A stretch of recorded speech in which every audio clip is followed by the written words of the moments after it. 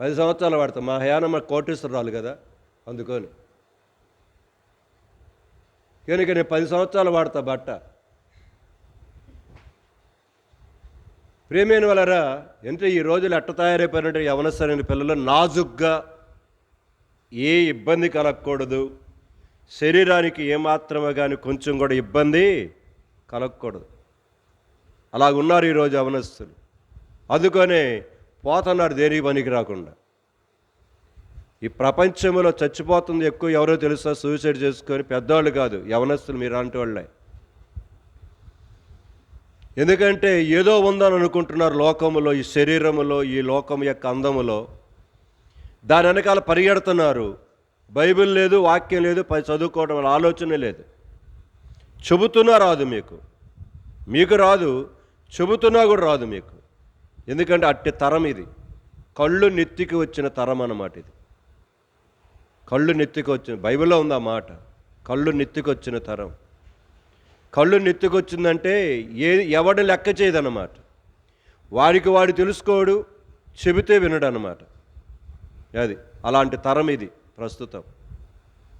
So ప్రేమినట్టు యవనస్తులారా, మీకు ప్రేమతో చెప్తున్నాను, ప్రతి శనివారం ఏ విధంగా నేను సేవకు వచ్చిన దగ్గర నుంచి, ఇక్కడే కాదు, జాగర్లమూడికి రాకముందు నేను సిపాయిపేటలో ఉన్నా. సిపాయిపేటలో ఉన్నట్టు యొక్క 94 నుంచి అక్కడ ఉన్నాను. 94 నుంచి 99 ప్రతి శనివారం ఇక్కడ నింకోలులో దర్శనం, ప్రతి శనివారం ఇప్పటికీ ఇన్ని సంవత్సరాల నుంచి ప్రతి శనివారం యవనస్తులు కూడిక సాధ్యమైనంత ఏదైనా ఒక ప్రత్యేకను కూడుకుంటే తప్ప.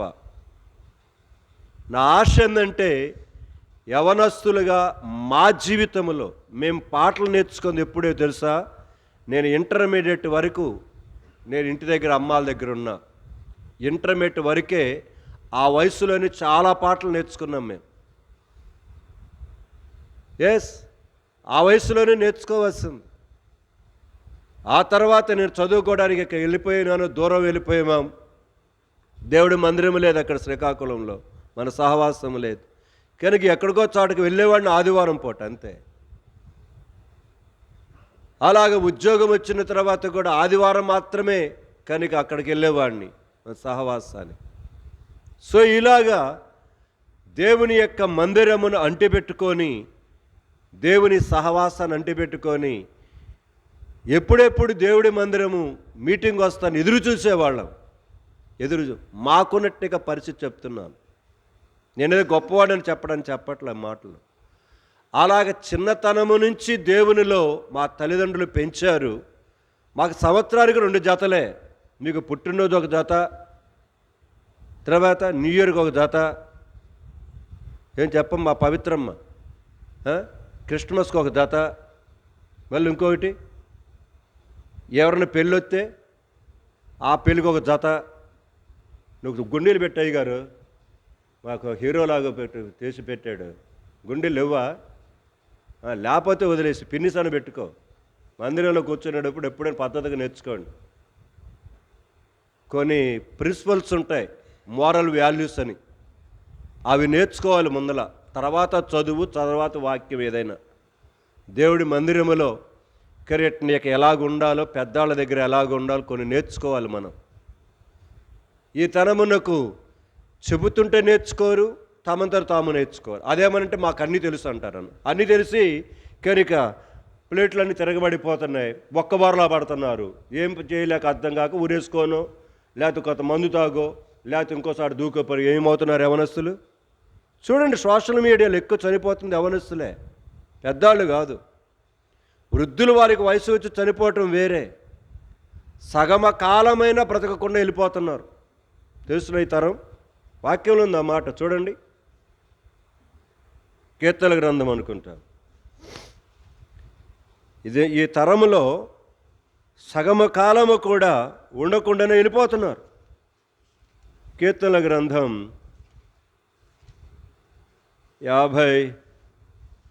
55వ అధ్యాయము చివరి వచనం చదువుదాం, చూడండి. 55 చివరి 23వ వచనం. దేవా, అందరూ తీలే ఇంకొకరికి. దేవ, నాశన కోపములో నీవు వారిని పడవేయదువు, రక్తపరాధులను వంచకులను సగమ కాలమైన బ్రతుకరు, నేనైతే నీ యందు. సో ఈరోజు అనేకులు సగమ కాలముగా బ్రతకట్లా దేవుడిచ్చిన ఆయుష్కాలములో. కారణం ఏంటంటే కనుక అంత ఇతిమతం అన్నమాట. ఇప్పుడు ఉన్న తరందంతా కూడా ఏమీ తెలియదు, అంతా తెలుసనేట్టుగా ఫోజులు చెప్తుంటారు. ఏమీ తెలియదు, అంతా తెలుసని కనుక డబ్బాలు కొడతా ఉంటారు. అందుకొని పెళ్ళిళ్ళు అయిపోయిన కొంతకాలం పెటాకులు అయిపోతున్నాయి, ఉద్యోగాలు చేయలేకపోతున్నారు, చదవలేకపోతున్నారు, పని చేయలేకపోతున్నారు, దేనికి పనికి రాగిన ఎదవలైపోతున్నారు, దరిద్రులు అయిపోతున్నారు యవ్వనస్తులు. ఇప్పుడున్న తరం. ప్రియమైన వాళ్ళారా, యవ్వనస్తులారా, మీ జీవితాలను మీరు పాడు చేసుకోవద్దు. అది నేను చెప్పేది. ప్రతి ఒక్కరికి యవ్వనకాల కోరికలు ఉంటాయి. మేము కూడా వచ్చాం ఆ కోరికల్లో నుంచే. మేమేదో గొప్ప పోటుగాళ్ళమేం కాదు. కనుక మీలాంటి యొక్క వయసులోనే, మీ వయసులో లాంటి యొక్క పరిస్థితులలోనే, కనుక అలాంటి స్థితిగతుల నుంచి వచ్చిన వారమే. ఏది మీరు మాకు చెప్పేది? అనేక తలంపులు మాకు కూడా ఉన్నాయి ఆ టైంలో. కానీ దేవుడన్నా, దేవుని వాక్యమన్నా, మందిరమన్నా, దేవుని యొక్క బిడ్డలన్నా, మాకన్నా ఆత్మీయులన్నా భయం కలిగి బతికాం. అది మాత్రం కనుక వాస్తవంగా బతికాం. గౌరవము దేవుడంటే నా మనసులో మాత్రం ఇప్పటికీ ఏదైనా ఒక తప్పు చేస్తూ ఉంటే నేను సండే స్కూల్లో నేర్చుకున్న ఆ పదాలు నేను జీవితకాలం ఇప్పుడు కూడా మర్చిపోలేను. నేను పాపము చేస్తే పాపము వలన వచ్చు జీతం మరణం, దాని ఫలితము నత్తి నరకాగ్నిగుండం. సో నాకు యేసు ప్రభువును నమ్ముకోవటానికి ప్రాముఖ్యమైన కారణాలు అదొక కారణం. అమ్మో, పాపం చేస్తే ఏమవుతామంట? నరకంలో పడతామంట. అంట కాదు, అవును, బైబిల్లో ఉంది, బైబిల్లో ఉంది. పాపం కంటితో చేసిన, హృదయముతో ఆలోచించిన, చేతులతో చేసిన, ఇంకా ఏ విధముగా నువ్వు చేస్తూ వచ్చిన పాపమునకు వచ్చు జీతము నరకం. నరకం. ఆ ఒక్క మాటలు మాత్రము నా చిన్నతనము నుంచి, నా బాల్యదినముల నుంచి మాత్రము నా జీవితంలో ఇప్పటికీ ప్రతిధ్వనిస్తాయి. అలాగనుకొని పాపము చేయలేదా? చేశాను. అయితే ఒక భయం ఉండేది, ఒక భయం ఉండేది. వెంటనే దాని దగ్గర నుంచి బయటకు వచ్చేసేవాడిని. ఎందుకంటే ఎవడు చూస్తున్నా చూడకపోయినా దేవుడు ఏం చేస్తున్నాడు? పోయిన శనివారం చూసింది అదే. చదవండి ఆ మాట. కీర్తన 11:4. కీర్తన 11:4. యెహోవా తన పరిశుద్ధ ఆలయములో ఉన్నాడు. యెహోవా సింహాసనము ఆకాశమందు ఉన్నది, ఆయన నరులను. చాలంతే. మీ బైబిల్ చదివే ఇవ్వాలన్నా? బైబిల్ చదవకపోతే నువ్వు బైబిల్ చదవక మందులు చదువుతున్నావు. ఈసారి మరితే చదువుతున్నావు. అర్థమైందా? నిన్న చదవలేదన్నా నువ్వు, అది చదువుతున్నా. బైబిల్ ఇంటి దగ్గర చదవకుండా ఇక్కడికి వచ్చే చదవద్దు. అది బైబిల్ చదవండి ఇళ్ళ దగ్గర. మీకు యవ్వన కాలంలో మీకు అదే అవసరం. నేను చెప్తూనే నా యవ్వన కాలంలో బైబిల్ ఒకటి, నా ఫ్రెండ్స్ చెప్తున్నాను, నా స్నేహం బైబిల్ ఒకటి. రెండవది, నా యవ్వన కాలంలో ఆ అమ్మా నాన్నలు డబ్బు లేదని ఇస్తే అనవసరంగా ఏది కొనుక్కునేవాడిని కాదు. నేను చదువుకునేటప్పుడైనా, ఉద్యోగం చేసేటప్పుడైనా క్రైస్తవ బుక్శాలలకు వెళ్తాను. నాకు యవ్వన కాలంలో నుంచి నాకున్నట్టు నీకు అలవాటు చెప్తున్నాను. యేసు ప్రభు ఇంటర్ ఫస్ట్ ఇయర్లో నేను యేసు ప్రభు నమ్ముకున్నాను. అప్పటి నుంచి నేను చెప్తున్న విషయం, నా దగ్గర డబ్బులు ఉంటే క్రైస్తవ బుక్ షాప్కి వెళ్తాను. వెళ్ళి ఆ డబ్బులకు తగినట్టుగా బుక్స్ కొనుక్కుంటాను. సో మొదటిది బైబిలు, రెండవది ఆ బుక్స్, మూడవది దేవుని యొక్క సహవాసము నాకు దూరమైతే నాకు చేతిలో రేడియో ఉండేది. ఎప్పుడు ఉండేది. కనుక ఎప్పుడు అవకాశం ఉంటే అప్పుడు, ఉదయం కానీ, సాయంకాలం కానీ, మధ్యాహ్నం కానీ, ఇంగ్లీషు, హిందీ, కనుక తెలుగు 3 భాషలలో వినేవాడిని. సిలోన్లోకి వెళ్ళేవాడిని. కనుక వెళ్ళి కనుక వింటూ ఉండేవాడు. నా ఫ్రెండ్స్ అవే, కనుక నా స్నేహం, నాకు కూడా ఫ్రెండ్స్ ఉండేవాళ్ళు. కానీ ఫ్రెండ్స్ తోటి అంతవరకే. సినిమాలు, షికారులు, కనుక అలంకరించుకోవటాలు నాకు యవన కాలం నుంచే లేవు అసలు. కనుక మా అక్క ఉన్నది, కనుక మా అక్క పెరిగింది, మా అక్కలాగా నేను కూడా పెరుగుతూ వచ్చాను. మా అక్క కూడా అలాగనే తన జీవితంలో. కనుక తర్వాత నా జీవితంలో కూడా అలంకరించుకోవాలి, చక్కగా నీకు డాప్సరిగా కనబడాలి, గొప్పగా కనబడాలి అనే ఆలోచన లేదు. ఎందుకంటే యేసుక్రీస్తు ప్రభు వారే సమస్తాన్ని మహిమను విడిచిపెట్టుకొని నా కొరకు ఏమైనాడు? దీనుడుగా, దిక్కుమాలిన వాడుగా, దరిద్రుడిగా, వస్త్రములు లేనివాడుగా, ప్రేత వస్త్రములతో ఏం చేశాడంటే ఆయన్ని. ఈరోజు తల్లిదండ్రులు ఎట్లా చేస్తున్నారో తెలుసా? పిల్లల పుట్టినరోజులకి అంగరంగ వరంగ వైభవంగా చేస్తున్నారు. నేను అంటాను, ఆ ₹1000 అలాగ ఖర్చు పెట్టే బదులు మిషనరీస్ ఉన్నారు, మిషనరీస్ సంస్థలు ఉన్నాయి. ఆ డబ్బులు మీరు అనవసరంగా ఖర్చు పెట్టే బదులు నాకు ఇవ్వండి, లేకపోతే మీకు అడ్రస్ ఇస్తా, లేకపోతే నెంబర్ ఇస్తా, దానికి ఫోన్పే చేయండి, పంపించండి. ఏమి అంగరంగ వైభవం తెలుసునా? ఎందుకంటే డబ్బులు ఇష్టంగా ఉన్నాయి, విస్తారంగా ఉన్నాయి. ఇటు భార్య ఉద్యోగం, భర్త ఉద్యోగం, డబ్బులు ఎక్కువైపోతున్నాయి. వాళ్ళు చేశారు, వీళ్ళు చేశారు, మనం కూడా వెళ్తున్నాం. మన అబ్బాయికి, మన అమ్మాయికి కూడా ఏం చేయాలి?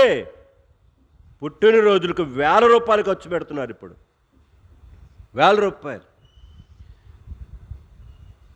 నేను విన్నాను మిషనరీ సెక్రటరీగా జీవితాలు. అందుకు చెబుతున్నాను మీకు నేను. మీరు ఖర్చు పెట్టే మీ పుట్టినరోజులకు, మీ పెళ్ళిళ్ళకు, కనుక మీ పెళ్లి రోజులకు ఖర్చు పెట్టే రోజు డబ్బులున్నాయే, దానిలో ఆ డబ్బు పంపిస్తే మా దగ్గర ఉన్నట్టు యొక్క తినటానికి తిండి లేనిట్టు యొక్క అడవులలో బ్రతికే అనేక అనామకులు నెల రోజులు బ్రతుకుతారని చెప్పాడు. నెల రోజులు.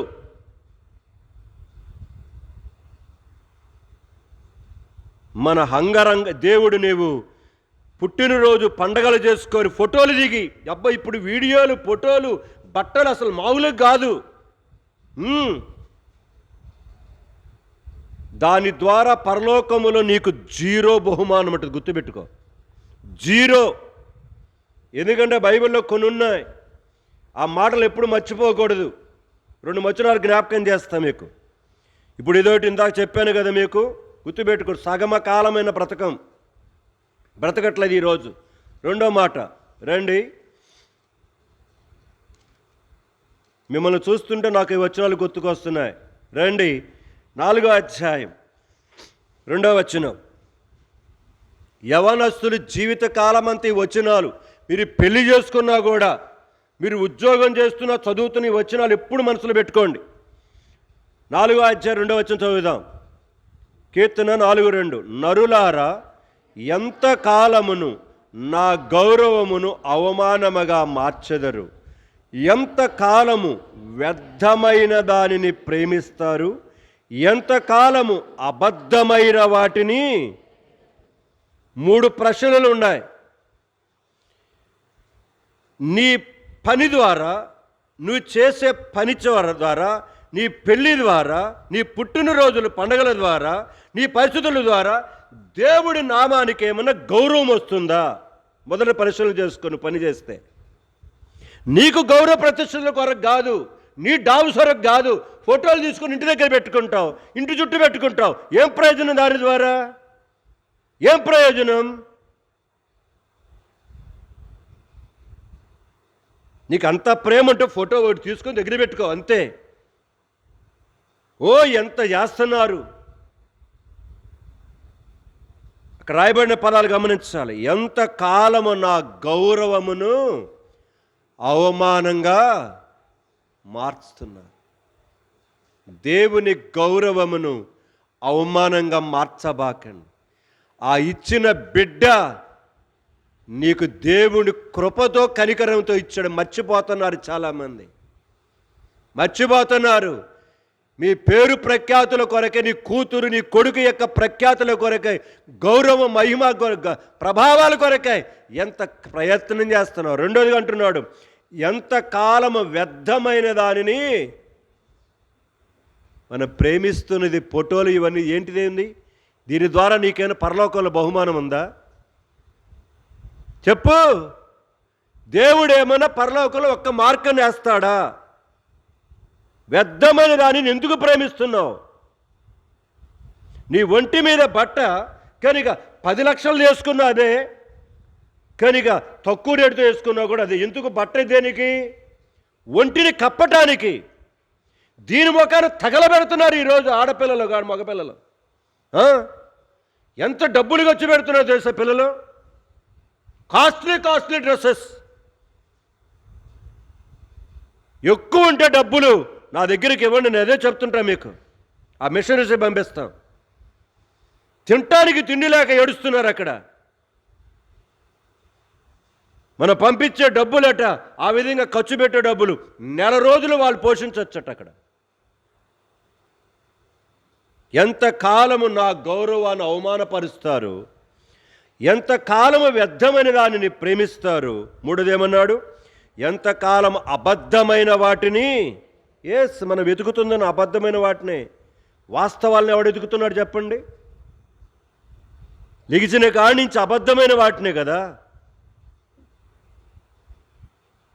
యవనస్తులారా, కొన్ని వాక్యాలు ఎందుకంటే నా మనసులో హృదయంలో ఎప్పుడు ఉంటాయి అవి. ఏదైనా ఒక పని చేస్తున్నప్పుడు నాకు అవన్నీ గుర్తుకొస్తాయి. 24వ అధ్యాయం కీర్తన గ్రంథం, మరొక మాట జ్ఞాపకం, చాలా ఉన్నాయి అలాంటివి. 24వ అధ్యాయం 4వ వచనం, 24:4 చదువుదామందరం. వ్యర్థమైన దాని యందు మనసు. దేని మీద మనసు పెడుతున్నాం చెప్పండి మనం? పుట్టినరోజు ఫోటోలు, వీడియోలు, కేకులు ఇవన్నీ ఏమైపోయేవి? పలకండి అక్కలమ్మలో. ఏడివి? వ్యర్థమైపోయేవి అవి. వ్యర్థమైపోయే దాని మీద నువ్వు మనసు ఎందుకు పెడుతున్నావు? ఈ బట్టలు వ్యర్థమైపోయేవే. ఎంత సింపుల్గా వేసుకుంటే అంత సింపుల్గా వేసుకో, కొనుక్కో. డబ్బులు ఎక్కువ ఉంటే కరిగి తీసుకురా, తగలబెట్టవాకు. వ్యర్థమైన దాని మీద మనసు పెట్టద్దు అసలు. ఎందుకంటే అది వ్యర్థమైపోయేది. అది మన శరీరం, ఈ రంగు అన్నీ వ్యర్థమైపోయేవే.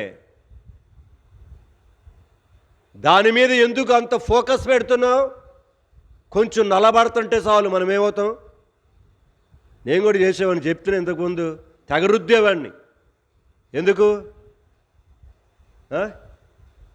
ఎందుకంటే కనుక నేను మా నాన్న దగ్గర మిలిటరీలో పెరిగాం కాబట్టి దాదాపు 5 సంవత్సరాలు నార్త్ ఇండియాలోనే ఉన్నాం. కనుక వైట్గా ఉండేవాని అనమాట బాగా. కనుక నేను మా సొంత ఊరు 5 సంవత్సరాలకు వచ్చి నాకు తెలుగు అసలు తెలియదు. హిందీ అనమాట మొట్టమొదటి మాట్లాడింది. నాకు తెలుగు తెలియదు. కనుక మా అమ్మ మా నాన్నతో అక్కడ మిలిటరీలో ఉన్నాను కాబట్టి వాళ్ళతో పిల్లలతో ఆడుకుంటూ హిందీ, నాకు తెలుగు తెలియదు. మా నాన్నగారికి యాక్సిడెంట్ అయింది 72లో. మేజర్ యాక్సిడెంట్ అయితే అక్కడి నుంచి డిశ్చార్జ్ ఇచ్చి పంపించారు. ఇక జానరబేటకు వచ్చిన తర్వాత కనుక నాకు ఇంత బోడుగు జల్లు ఉండే అంట. మా అమ్మ చెబుతూ ఉండేది, మా అక్కయ్యలు చెబుతూ ఉండారు.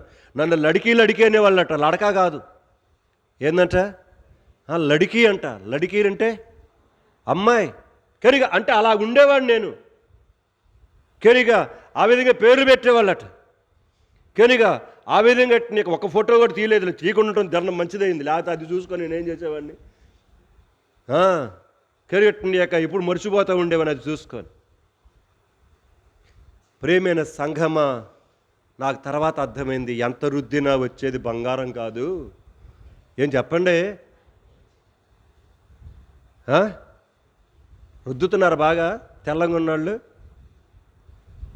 ఏది పలకరేంది అసలు? అమ్మలు అక్కలు బాగా రుద్దేది మీరే ఎక్కువగా.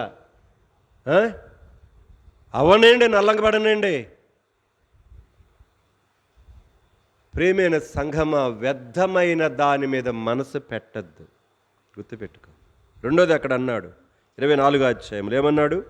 కపటముగా ప్రమాణం చేయదు. ఎప్పుడు జీవితంలో గుర్తుపెట్టుకోండి, కపటం అనేది జీవితంలో ఉండనీయవద్దు.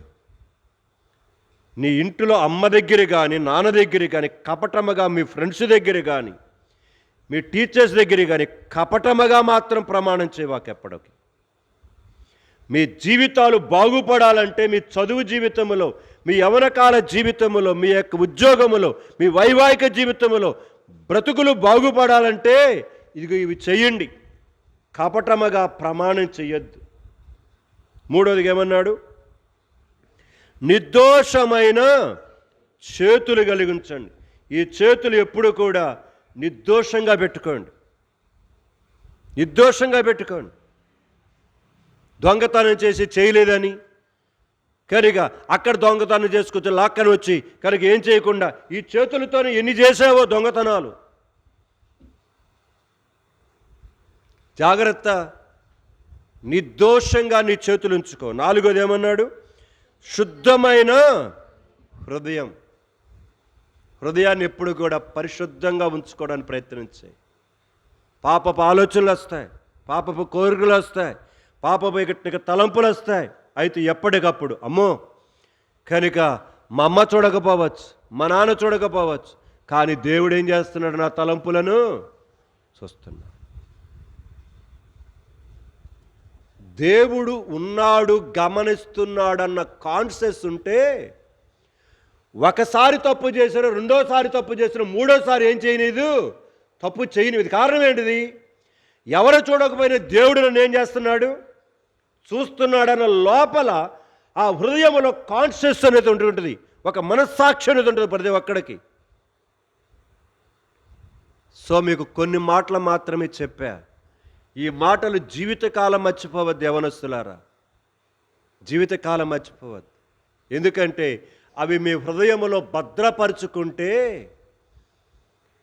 మీ జీవితాలు, మాట తీరు, చూచే విధానం, మీరు కొనుక్కునే బట్టలు, మీరు ధరించుకునే యొక్క నగలు, ఇతరుల దగ్గర, మీ ఫ్రెండ్స్ దగ్గర, అమ్మ నాన్న దగ్గర, పెళ్ళికి వెళ్ళినప్పుడు, మీటింగులకు వెళ్ళినప్పుడు, ఎక్కడికి వెళ్ళినా కూడా మన జీవితాన్ని మనకు మనమే సెటరేట్ చేసుకుంటూ జాగ్రత్తగా ఉంటాం. ఎప్పుడైతే అలాగ మనం ఉంటామో దేవుడు మన మీద ప్రత్యేకమైన దృష్టి ఉంచుతాడు. ఈరోజు నా దినభాగం ఉదయకాల దానియేలు మొదటి అధ్యాయం.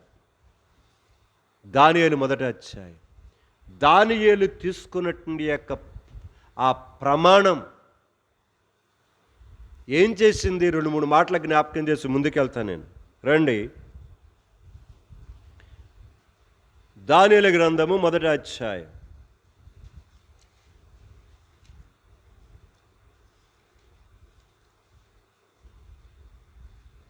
దానియేలు దేవుని యొక్క సన్నిధిలో తాను తన ముగ్గురు యొక్క స్నేహితులు కలిసి తీర్మానం చేసుకొని, మేము రాజుగారి భుజించే భోజనము చేసి మేమేం చేయము, మమ్మల్ని మేము అపవిత్రము చేసుకోమని తీర్మానం చేసుకున్నాం.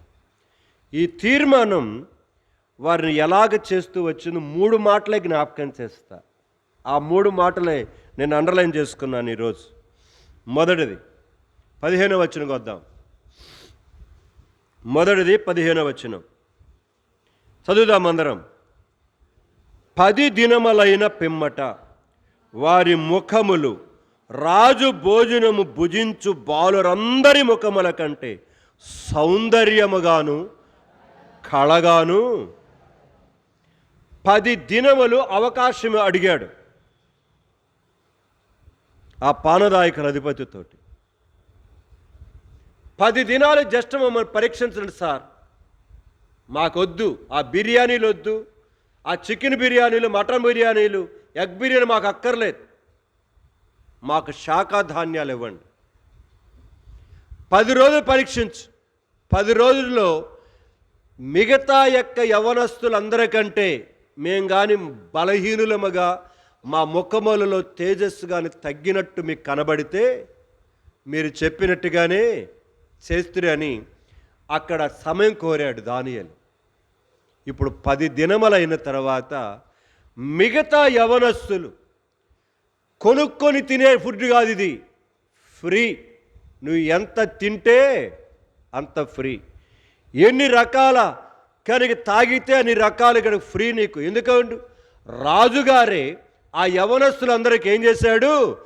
ఏర్పాటు చేశాడు కొంతకాలం అలాగ పెంచమని.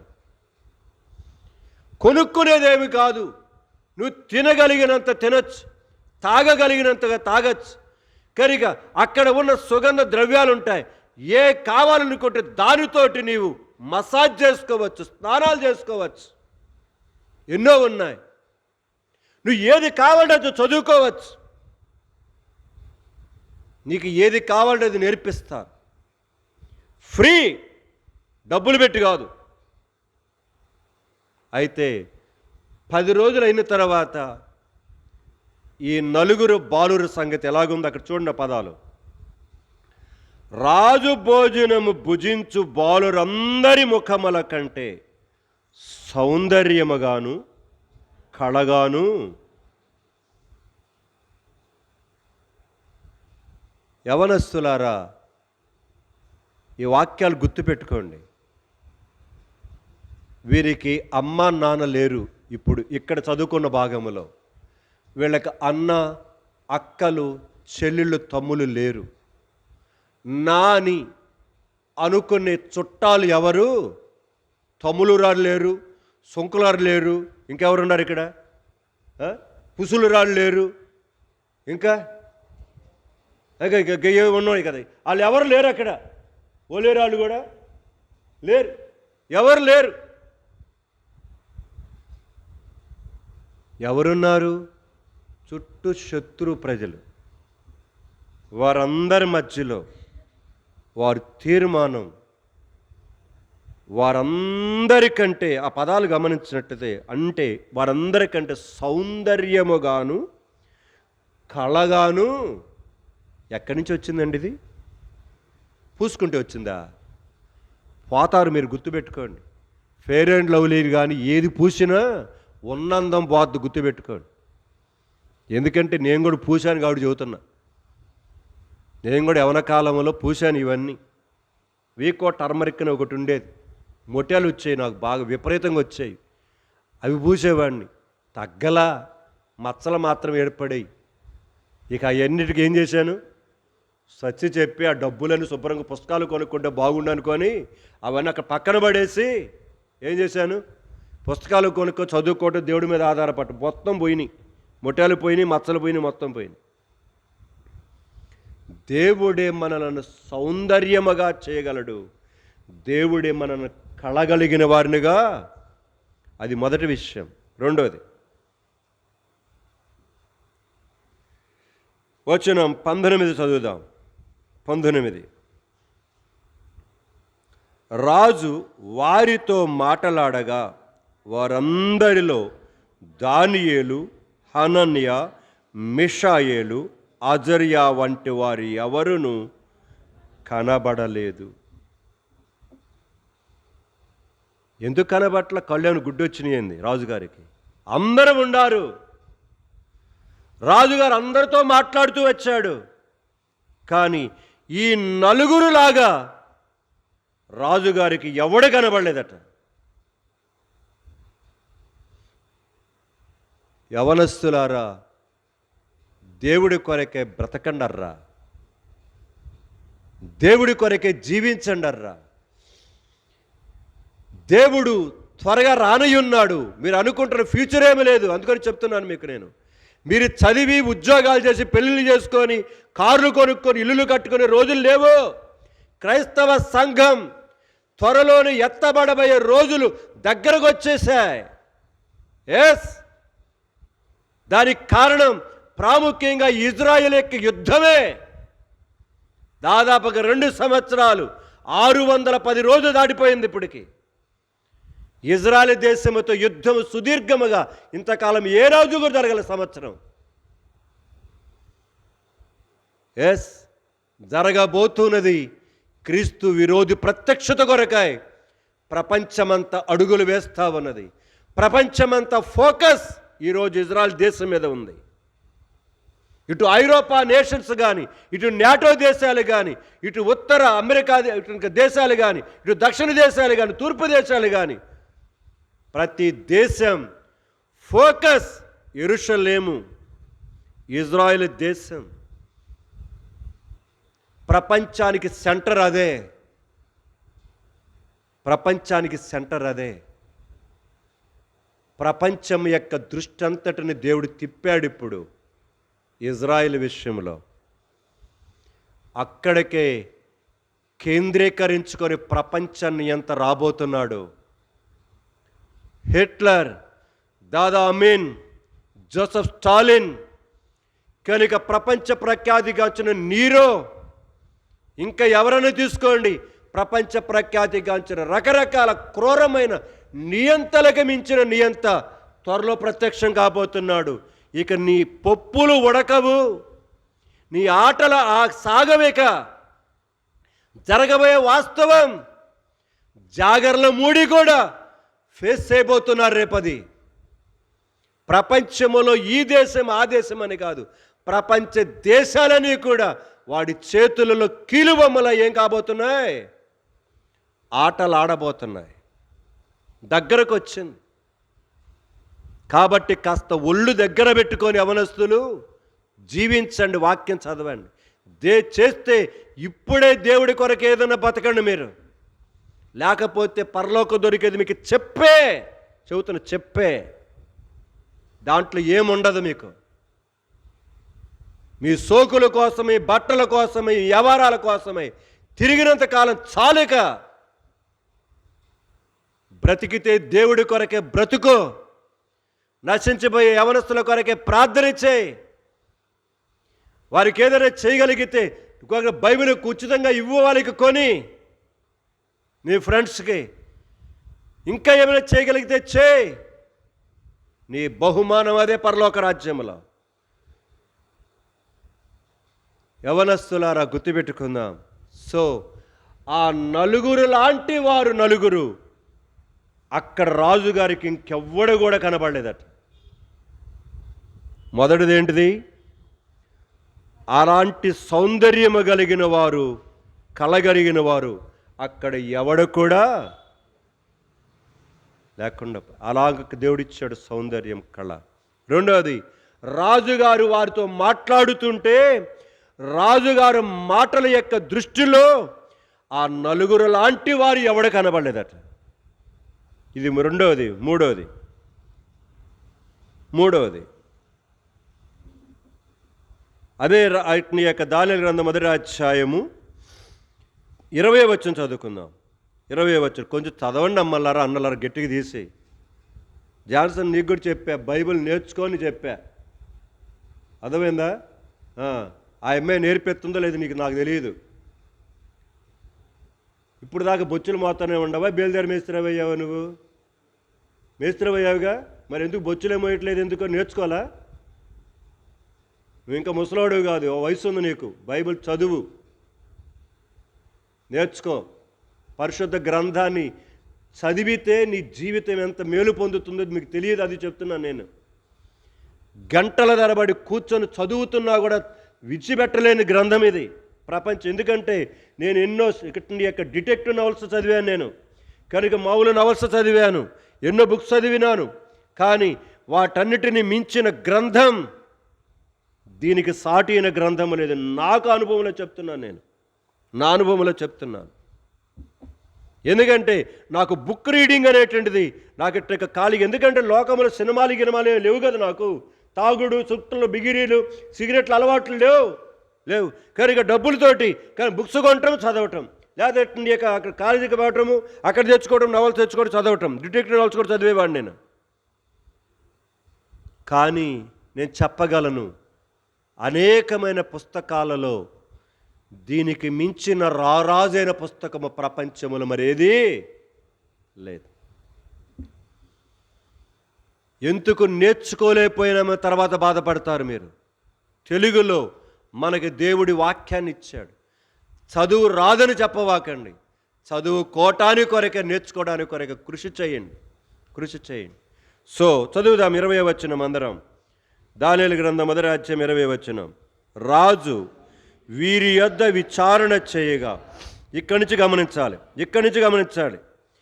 జ్ఞాన వివేకముల సంబంధమైన ప్రతి విషయములో వీరు తన రాజ్యమందంతట నుండు శకునగాండ్ర కంటెను, గారడి విద్య గల వారందరికంటెను 10 అంతలు శ్రేష్ఠులని.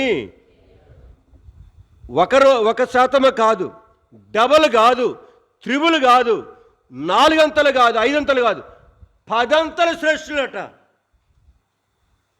మనము 10 అంతలు దిక్కుమాలిన వాళ్ళంగా తయారవుతున్నాం తెలుసా?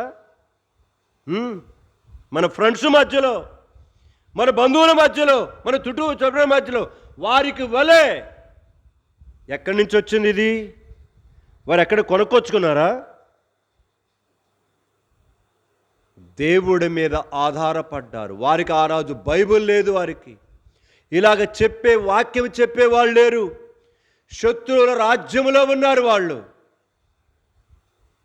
అయినా వారు చిన్నతనములో నుంచి విన్న ఆ తోరాలో, ఆ పరిశుద్ధ గ్రంథములో ఉన్న ఆదికాండము, నిర్గమాకాండము, లేవీకాండం, సంఖ్యాకాండం, ద్వితీయోపదేశ కాండములో ఉన్న ఆ మొదటి 5 కాండాలను ధర్మశాస్త్రం అని అంటారు. దానిని హీబ్రూలో తోరా అంటారు. దానిని తెలుగులో ధర్మశాస్త్రం అని అంటారు. చిన్నతనములో విన్నది మనసులో పెట్టుకున్నారు. దేవుడి కొరకే నిలబడ్డారు. వారి కాలేజీలో, రాజదర్బారులో, వారికి ఇస్తున్న స్థలములో నిలబడ్డారు. 10 అంతల శ్రేష్ఠులని రాజుగారికి అర్థమైందట. 1% కాదు, డబల్ కాదు, 5% కాదు, 6, 7, 8%, 9%, 10 అంతల గొప్పవాళ్ళు. మైండ్ పోయింది నెప్పుకునే రాజుకే.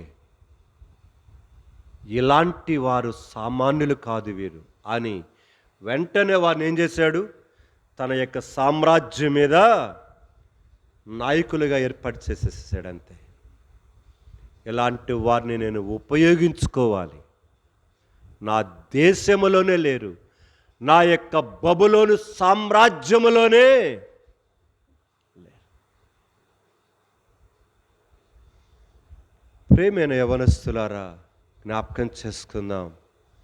కేవలం దేవుడి మీద ఆధారపడి వ్యర్థమైన దానిని ప్రేమించలా, వ్యర్థమైన దానిని మనసులో పెట్టుకోలా, కపటమగా ప్రమాణం చేయలా, చేతులను, హృదయాన్ని, మనసును నిర్దోషంగా కాపాడుకుంటూ వచ్చారు. పరిశుద్ధమైన జీవితాన్ని, అంతరంగాన్ని, ఎప్పుడు కూడా శుద్ధమైన హృదయాన్ని, దేవుని గౌరవాన్ని అవమానపరచలేదు. వ్యర్థమైన దానిని ప్రేమించలేదు వారి జీవితంలో.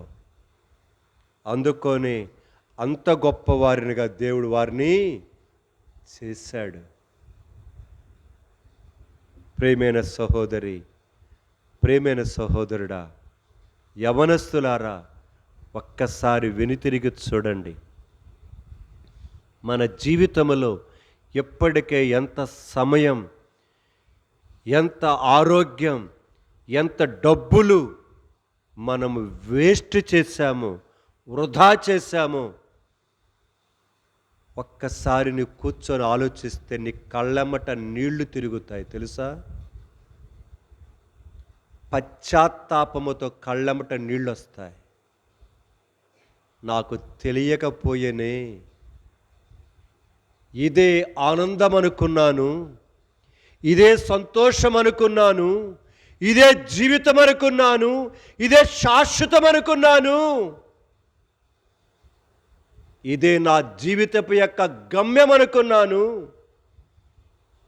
ఇదే నా జీవితానికి ఆనందాన్ని, నా జీవితానికి మోక్షాన్ని, శాశ్వతమైన జీవితాన్ని ఇచ్చేదని అనుకున్నాను అని ఏడ్చుకున్న యవనస్తులలో నువ్వు కూడా ఉంటావు. యథార్థంగా నీ లోనికి చూసుకుంటే ఎప్పటికీ ఎంతోమంది యవనస్తులు అలాగ కన్నీళ్లు విడిచి క్రీస్తు ప్రభుని ఈ దినాన్న సావైనా రేవైనా బ్రతుకైనా ఏమైనా తన దేవుడి కొరకై బ్రతకటానికి కొరకై వాళ్ళు తీర్మానం చేసుకొని వెళ్ళిపోతున్నారు ఈనాడు. నీ పరిస్థితి ఏంటిది యవనస్తుడా? నీ పరిస్థితి ఏంటిది యవనస్తురాలా? ఇక్కడ కూర్చుని నిలబడిన నా జీవితం, మనందరి పరిస్థితి ఏంటిది ఈరోజు? దేని కొరకై పరిగెడుతున్నాం? దేని వెంట పోతున్నాం మనం? సో మన భాగానికి వస్తే సమూయేలు మొదటి గ్రంథం 2వ అధ్యాయం 26వ వచనాన్ని బేస్ చేసుకొని మనం ధ్యానం చేసుకుంటున్నాం. బాలుడైన సమూయేలు ఇంకను దేవుని సన్నిధిలో ఉండి దేవుని దయలోను మనుషుల దయలోను వర్ధిల్లుతూ ఉన్నాడు, అభివృద్ధి చెందుతూ ఉన్నాడు. ఏలాగునా అని అక్కడ చూడకుండా మరొక వచనాన్ని తీసుకున్నాను. కనుక కీర్తన 24:32 వచనములో ఉన్న చివరలని తీసుకున్నాను. ఆ సంగతులను చూచాడు, కనిపెట్టాడు, యోచన చేసి బుద్ధి తెచ్చుకొని చెంపల వాయించుకొని తన జీవితాన్ని జాగ్రత్తగా కట్టుకుంటూ ఏమవుతున్నాడు? ముందుకెళుతున్నాడు. అయ్యో నేను ఎందుకు పోగొట్టుకున్నానని బుద్ధి వచ్చింది ఇప్పుడన్నా. అదే నాకు చాలనుకున్నాడు. ఎప్పటికన్నా ఆలోచించి జ్ఞానముని దేవుడిచ్చాడు. నేను దాన్ని పోగొట్టుకున్నాను గతములో. మనకు తెలుసు లోకాసువార్త 13వ అధ్యాయములు వాడి ఇష్టానుసారంగా తిరిగాడు. కానీ పందులు తినే పొట్టు దగ్గరికి వెళ్ళినప్పుడు వాడికి అర్థమైంది తండ్రి ప్రేమ, తండ్రి దగ్గర ఉన్న పనివారు, తండ్రి దగ్గర ఉన్నటువంటి యొక్క అద్భుతమైన ఆహారం, ఎడు చూసిన ఆనందకరమైన పరిస్థితి. అందుకొని అక్కడ రాయబడింది, బుద్ధి వచ్చినప్పుడు. కళ్ళమట గిరగిరా నీళ్లు తిరుగుంటాయి. పందులు తినే పొట్టు కూడా దొరకక ఏడుస్తూ ఉన్నప్పుడు ఆ పందులు తినే పొట్టు దగ్గర కళ్ళమట నీళ్లు వచ్చి అంటున్నాడు, నా తండ్రి యొద్ద అనేకమైన పనివారికి సమృద్ధి అయిన ఆహారము ఉన్నది. ఎస్, నేనేలా వ్యర్థమైన దానిని ప్రేమించాలి? నేనేలా అబద్ధమైన వాటిని ప్రేమించాలి? నేనేలా అబద్ధమైన వాటిని, వ్యర్థమైన వాటిని, మోసమైన వాటిని నా మనసులో పెట్టుకోవాలి? దాని వెంట నేను ఎందుకు పరిగెత్తాలి? నేను ఇంకా చావలా? దేవుడు నా ఎడల కనికరించాడు, నేను లేచి వెళతా. సో కనిపెట్టి ఆలోచించి బుద్ధి తెచ్చుకుంటూ బాలుడైన సమూయేలు తన జీవితాన్ని కట్టుకున్నాడు. దేవుడి దృష్టిలో షబాష్ అని పిలువబడ్డాడు. చచ్చే వరకు దేవుని దృష్టిలో యోగ్యుడిగా జీవించి లోకాన్ని విడిచిపెట్టి వెళ్ళిపోయాడు. లోకములో జంతువులాగా బ్రతికి నువ్వు చచ్చిపోతే ఏం ప్రయోజనం చెప్పు?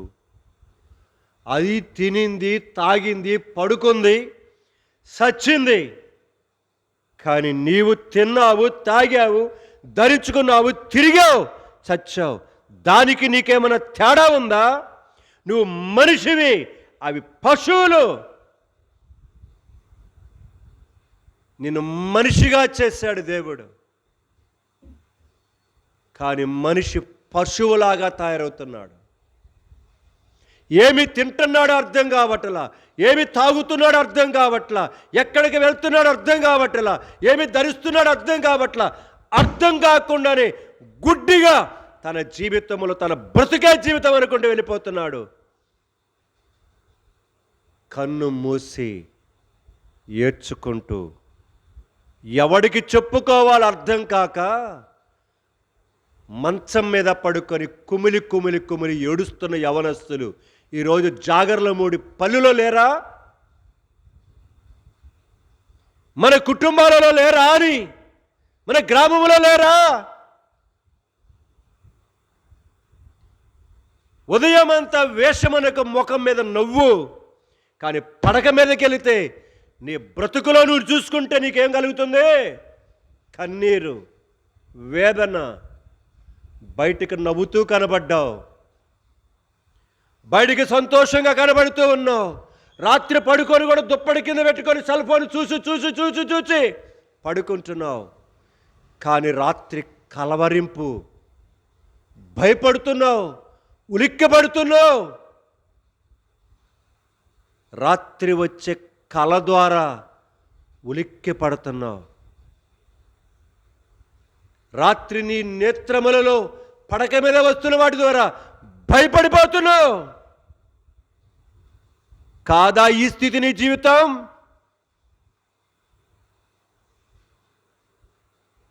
నీ లోపట దుఃఖం,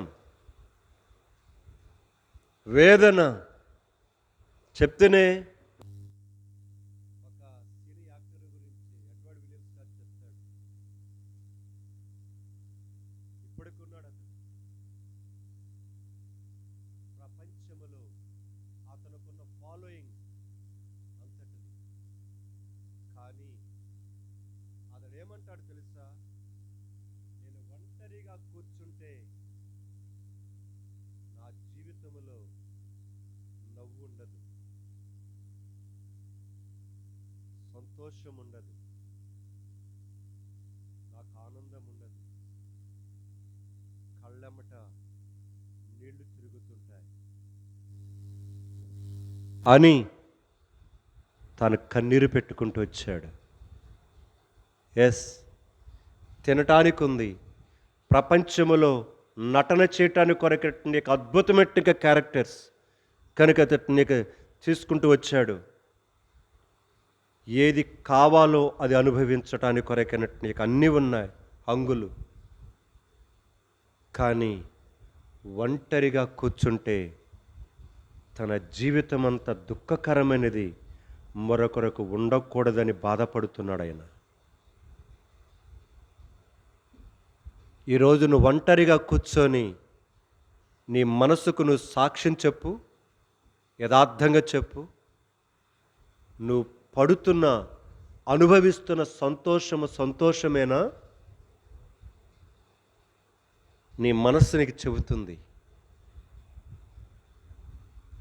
ఛీ ఈ పాడు బ్రతుకు అని.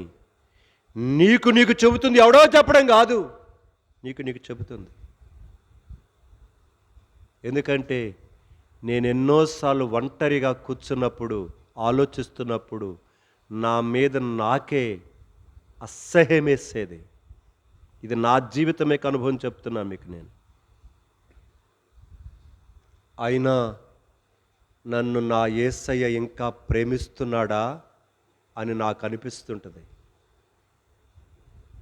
ఈ రాత్రి యవనస్తులారా, బుద్ధి తెచ్చుకొని బాలుడైన సమూయేలు కన్నీళ్ల పర్యంతరమవుతూ ప్రతి దినం జాగ్రత్తగా తన జీవితాన్ని కట్టుకుంటూ వచ్చాడు. ఈరోజు నా దినభాగముల నుంచి ఒకటి చెప్పాలనుకున్నది, అది అసలు నా భాగం. కానీ మిమ్మల్ని చూసినప్పుడు ఇవన్నీ కూడా ఇప్పుడు దాకా వచ్చినాయండి. రండి 31వ అధ్యాయం కీర్తన గ్రంథం. ఇంకొక 8 నిమిషాలు ఉంది, 8-10 నిమిషాలు ఈ లోపల ముగిచ్చేస్తాను. కీర్తన గ్రంథం 31వ అధ్యాయం. ఇక్కడ 4-5 విషయాలు నా మనసు దృష్టికి వచ్చాయి, కానీ ఒకటి మాత్రమే చెప్పేసి ముగించడానికి ప్రయత్నం చేస్తా. రండి 31:9 అందరం చదువుకుందాం. 31:9 అందరం చదువుకుందాం. యెహోవా, నేను ఇరుకున పడి ఉన్నాను, నన్ను కరుణింపుము. విచారము వలన నా కన్ను క్షీణించుచున్నది, నా ప్రాణము, నా దేహము. చాలు. నన్ను దర్శించిన పదం, నేను, నా వెనకాల పలకండి, నేను ఇరుకున పడి ఉన్నాను. ఎక్కడ పడ్డాడట? అంటే ఏంటిది? ఇరుకున పట్టం అంటే ఏంటిది? మా అక్క పాప సెలవులు ఇటు వచ్చింది. ఇప్పుడేం చదువు, 9దా చదవాలి, 10దా? నువ్వు కాదు, వెనకాల అక్క. 5కి వెళ్తావా? నువ్వే. 7 అయిపోయిందా? ఇప్పుడు 8వ తరగతికి వెళ్ళాలి. మా అక్క చాలా కాలం తర్వాత వచ్చింది, మా చిన్న కేజీఎంఎల్ఐ. ఇప్పుడు జ్ఞాపకం చేసుకుందాం. ప్రేమైన యవనస్తులారా, నేను ఇరుకున పడి ఉన్నాను అంటే అర్థం ఏంటిది? ఇరుకున పట్టం అంటే ఏంటిది? ఒక చిన్న ఎగ్జాంపుల్ చెప్తా మీకు అర్థం అవటానికి. జరిగిన విషయం, మన భారతదేశపు యొక్క భారతదేశానికి వచ్చిన మిషనరీలలో అగ్రగణ్యుడిగా చెప్పుకోవచ్చు. అతని పేరు William Carey. William Carey biography తెలుగులో డబ్బింగ్ ఉంది, చూడమని చెప్పే ఇంతకుముందు యూట్యూబ్లో. చూసారా? చూసిన వాళ్ళు చేతులు ఎత్తండి. ఒక్కరంట. తెలుగులో ఉంది డబ్బింగ్, యూట్యూబ్లో అవైలబిలిటీ, చూడండి. William Carey. కనుక దాని యొక్క పేరు ఏంటంటే కారు చీకట్లో కాంతిరేఖ. కారు చీకట్లో కాంతిరేఖ. విలియం కేరీ కనుక బయోగ్రఫీ అని క్లిక్ చేయండి. ఇంటికి వెళ్ళిన తర్వాత గంటన్నర 2 గంటల ఉంది, తెలుగులో ఉంది, స్వచ్ఛమైన తెలుగులో. చూడండి, లేకపోతే పుస్తకం కొనండి, చదవండి. మీ ఫ్రెండ్స్కి గిఫ్ట్లుగా, మీ పిల్లలకి పుట్టినరోజులు గిఫ్ట్లు ఉండే చూసారా? అమ్మ నాన్నకు చెబుతున్నాను, ఇక ఇలాంటి పుస్తకాలు కొనివ్వండి వాళ్ళకి. పనికి మాలినక కేకులు తీసుకొచ్చి కోసుకొని తిని పువ్వు అని చెప్పి ఓదిబాక నాశనం చేయబాకండి. ఇదిగో ఈ పుస్తకాలు విలువైన పుస్తకాలు ఇవి, వాళ్ళకి ఇవ్వండి. గిఫ్ట్ అన్నమాట, జీవితంలో మర్చిపోలేని పుస్తకాలు అవి. ఒక చిన్న సంఘటన, ఇరుకున పట్టమని చెప్తున్నాను. దాదాపుగా 42 భాషలు నేర్చుకున్నాడు. మనకి తెలుగే సామెతం కాదు కదా, మనకు వచ్చే తెలుగా. నేను తెలుగు డిక్షనరీ కొనుక్కున్నా కావాలని, ఎతికి చేరాల బుక్ రూమ్లో, మొత్తం 8 బుక్ రూమ్లో అన్ని చుట్టుగా వెళ్ళా. నాకు నచ్చలే ఎక్కడ. చివరికి కనుక యొక్క సెంటర్లో కనుక దేవి బుక్ స్టోర్స్ ఉంటాయి, యొక్క బుక్ స్టోర్ ఉంటుంది, ఎలక్ట్రానిక్స్ షాపు. దాని సంకట పాత బుక్ స్టోర్ అన్నమాట. అది టర్నింగ్లో వాటిని యొక్క చీరాల నుంచి వెళ్ళేటప్పుడు కనుక అటు బాపట్ల బస్సులు ఇటు తిరుగుతాయి, తిరిగే కార్నర్లో ఉంటుంది అన్నమాట. అక్కడ ఇప్పటికీ ఉంది ఆ బుక్ స్టోర్. ఆ బుక్ స్టోర్లో ఇంత లావు దొరికింది. నేను తిరగేసా, లావు ఉందనుకోని లావు కొనుక్కోవాలా, తిరగేసా, ముందర తిరగేసి. అక్కడ ఆయన దగ్గర 4-5 ఉన్నాయి డిక్షనరీస్. తిరగేస్తే అసలు నాకు నచ్చింది వెంటనే, దాదాపు 800 అయింది, అది కొనుక్కున్నాను. ఇప్పటికి నా దగ్గర ఉంది.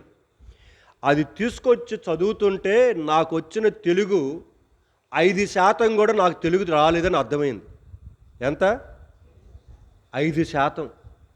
అంటే 95% ఇంకా నేర్చుకోవాల్సిన తెలుగు ఉందంట దాంట్లో. నాకు మైండ్ పోయింది అది చదువుతుంటే, అక్కడ పక్కన పెట్టేశాను అది. మనకి తెలుగే సరిగా రాదు, రకరకాల వేషాలు వేస్తుంటాం. ఇంగ్లీష్లో, హిందీలో నాటకాలు వేస్తుంటాం మనం, రకరకాల వేషాలు. సరే వేయండిలేండి. కనుక 42 భాషలు నేర్చుకున్నాడు. 42 భాషలు నేర్చుకొని భారతదేశానికి మొట్టమొదట ప్రింటింగ్ మిషన్ పరిచయం చేసింది విలియం కేరీ. గుర్తుపెట్టుకోండి. ఈరోజు మన భారతదేశంలోని మత ఛాందసవాదులు సిగ్గుమారిన మాట మాట్లాడుతున్నారు. భారతదేశానికి ప్రింటింగ్ మిషన్ తీసుకొచ్చిన విలియం కేరీ లేకపోతే ఈరోజు దేశం ఎలా తయారయ్యేదా? ఈరోజు భారతదేశానికి పెన్ను పరిచయం చేసింది విలియం కేరీ, స్టీమ్ ఇంజిన్ పరిచయం చేసింది విలియం కేరీ. ఇవి తెలీదు భారతదేశీయులకు. అదేమంటే క్రైస్తవులు మతం మార్చేస్తున్నారని వాగుతున్నారే కానీ భారతదేశానికి విలియం క్యారీ చేసిన మేలు భారతీయులు కూడా చేయలేదు. మేలు గుర్తుపెట్టుకోండి.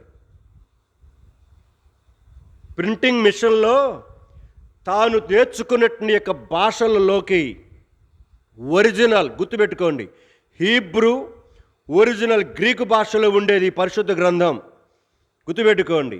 దానిని ఆయన నేర్చుకొని ఆ గ్రామటికల్ నేర్చుకొని భాషలు నేర్చుకొని ప్రతిరోజు ఒక్కొక్క పేపర్ మీద గుర్తుపెట్టుకోండి పైన హీబ్రూ వాడు రాసేవాడు. ఆయన రాసే విధానం చెప్తున్నాను. ఎడ్వర్డ్స్ గారు చెప్పాడు ఈ విషయం, అందుకని నాకు తెలియదు ఈ విషయం. కరిగా బైబిల్లో ఉదాహరణ చెప్తున్నాను. ఆది కాండము 1వ అధ్యాయం 1వ వచనం హీబ్రూల పైన రాసేవాడు. పైన రాసి కింద తెలుగులో, మరాఠీలో, బెంగాలీలో, హిందీలో, ఉర్దూలో, ఇంకా యొక్క రకరకాల దాదాపుగా 15-20 భాషలలో ఆ వాక్యాన్ని ట్రాన్స్లేషన్ చేసి కింద ఏం చేసేవాడు, ఈ బైబిల్ చదవటానికి నీకు ఒళ్ళు బరువైంది కదూ, అలాగా ప్రతిరోజు ఒక్కొక్క వచనాన్ని పైన రాసుకొని దానికి ఎలాగ ట్రాన్స్లేషన్ చేయాలో తెలుగు పండితులను, మరాఠీ పండితులను, హిందీ పండితులను, ఒరియా పండితులను, ఉర్దూ పండితులను దగ్గర పెట్టుకొని తాను నేర్చుకొని ఇక్కడ ఏ పదం పెడితే బాగుంటుందని ఆలోచించి ప్రార్థన చేసుకొని అలాగ రాశాడు. రాసి జరిగిన ఒక సంగతి చెప్తున్నాను మీకు. దాన్ని తీసుకొని వచ్చి ప్రింటింగ్ మిషన్ ఇప్పుడు ఏం చేయాలి, ప్రింటింగ్ చేయాలి. ప్రింటింగ్ చేయాలంటే ఆ లెటర్స్ ఏం చేసుకోవాలి, ఇప్పుడులాగా కంప్యూటర్ టెక్నాలజీ అప్పుడు లేదు. ఆ టెక్నాలజీకి రాకముందు ఆ ఓల్డ్ లాగా మీరు చూస్తుంటారు, పాత ప్రింటింగ్ మిషన్ దగ్గరికి వెళ్తే మీకు కనబడుతుంది అక్షరాలు ఉంటాయి. ఆ ప్రింటింగ్ మిషన్ మీద అక్షరాలు ఇటు కొడితే ఏమవుతుంది, పేపర్ మీద పడుతుందన్నమాట. అంటే ఇప్పుడు ఉర్దూలో, హిందీలో, మరాఠీలో, బెంగాలీలో ఆయన ఏం చేసేవాడు, అక్షరాలు తయారు చేసుకొని ఆ దాన్ని తీసుకొని వచ్చి ప్రింటింగ్ చేస్తే ప్రింట్ అవుతుంటుంది ఒక్కొక్క పేపరు. అప్పటికే చాలా ప్రింటింగ్ చేశాడు, ఇంకా కొన్ని ప్రింటింగ్ చేయాలి. అలాగా ఇంటి దగ్గర నుంచి బయలుదేరి వస్తున్నాడు. జాగ్రత్త వినండి, ఒక ఇన్స్టెంట్ ఇరుకులో పట్టమంటే చెప్తున్నాను. ఇంటి దగ్గర నుంచి కబురు వచ్చింది, భార్య కనుక పిచ్చిదైపోయింది అప్పటికే. ఎందుకు, భారతదేశంలో తన కొడుకు చనిపోతే సముద్రం పక్కకు వెళ్ళి తన చేతులతో గడ్డబలిగి తీసుకొని గుంట తీసి గుంటలో తన చిన్న కొడుకును సమాధి చేస్తూ ఉంటే కట్టుకున్న భార్య కనుక ఆ పసిబిడ్డకి తల్లి అయిన ఆమె మెంటల్ వచ్చేసింది. ఏంది కర్మ, దేశము వదిలిపెట్టి, భాష వదిలిపెట్టి, ప్రజలను వదిలిపెట్టి, బంధువులను వదిలిపెట్టి భారతదేశానికి వచ్చి ఈ పరిస్థితి ఎందుకొని ఆమెకు పిచ్చొచ్చింది. ఇది చరిత్ర, కథలు కాదు. కథలు వింటున్నారు పనికిమాలిన దరిద్రమైన మనం, కథలు వింటున్నాం. చరిత్ర ఒక్కసారి తిరగండి. ఇలాగ పిచ్చి పట్టిపోయింది భార్యకు. భార్య దగ్గర నుంచి వస్తున్నాడు, కబురు వచ్చింది, నీ ప్రింటింగ్ మిషన్ నిప్పు పట్టుకొని తగలబడుతుందని. ఒక్కసారి అర్థం చేసుకోండి, మధ్యలోకి వచ్చాడు. ఇటు ప్రింటింగ్ మిషను పేపర్ల బండిల్స్ అప్పుడే ప్రింటింగ్ తయారు చేసి పెట్టాడు. కొన్ని సంవత్సరాల యొక్క కృషి